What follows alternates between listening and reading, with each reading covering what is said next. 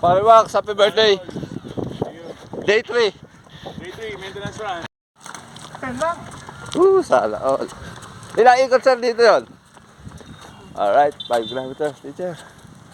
Ang pace natin ng huli is...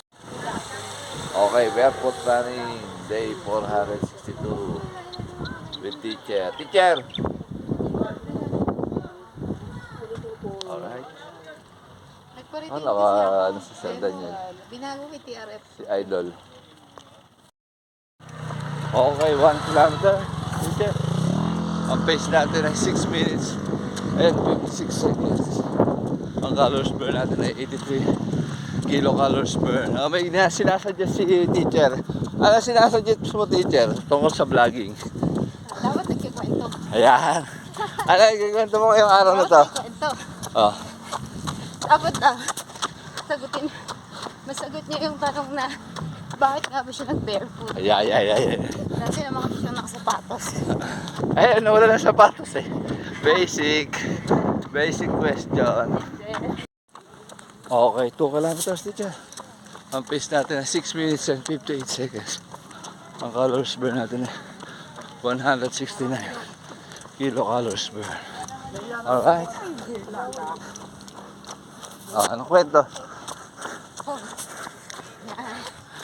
Dati, tumatakbo siya na nakasapatos. Tapos, Ano? ano ba? Dapat talaga may script. Wait lang daw, wait. Lang. Sala all. Ilang ikot sir dito yun? Hindi, mula kasi sa bahay hanggang dyan sa gate. 3 kilometers eh. Oo. Bali, ano ka lang dito? Ito. 7, ano? Alright, Sir Wally on the road. Sige, sir.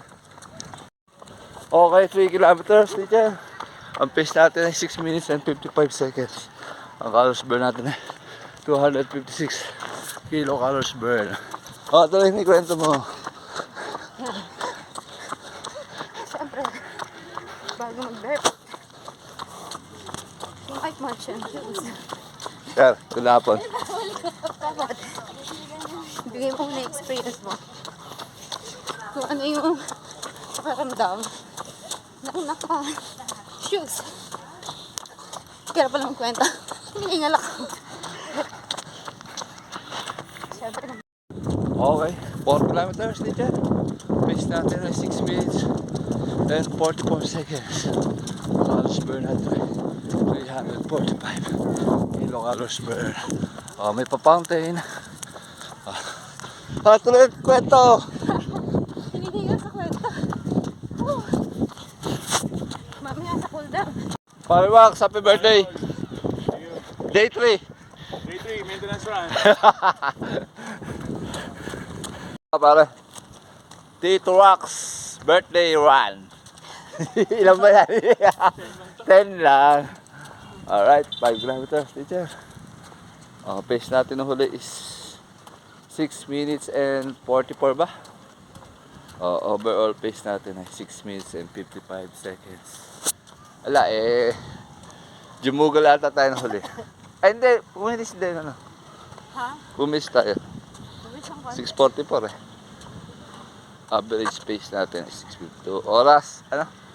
34 minutes and 23 seconds. Tama ba? Mabagal. Init kasi. Pag pala malamig ang panahon, malipis ang hangin na. Calories burn natin eh.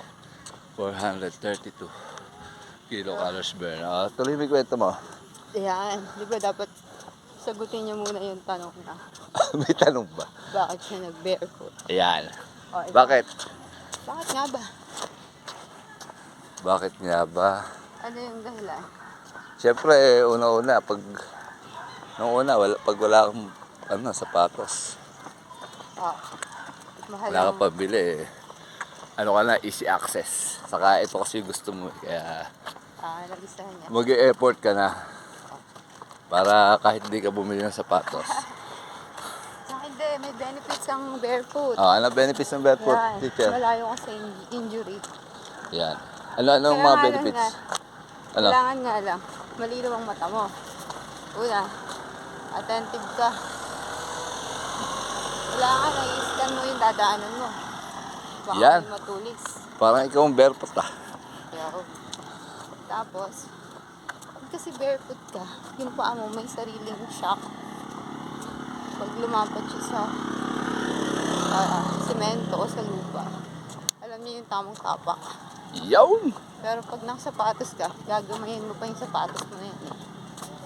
Yan, possible na magkaroon ka ng konting injury. Pero syempre, nasa pag-iingat. Yun yung mga advantage ng barefoot. Una, hindi ka bili ng sapatos. Siyempre, Ayaw pagka gusto mo lang yung ginagawa, natural yung, ano mo, maaalay yung tapak. oo, nagkakaroon siya ng alignment. Tapos, ano ba, magiging focus. Diba? Hindi ka pwedeng linga-linga. Mamaya may pilit na pala sa harap mo. Focus.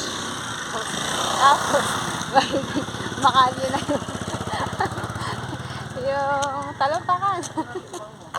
Ibig sabihin, medyo gamay mo na, amaan ka na.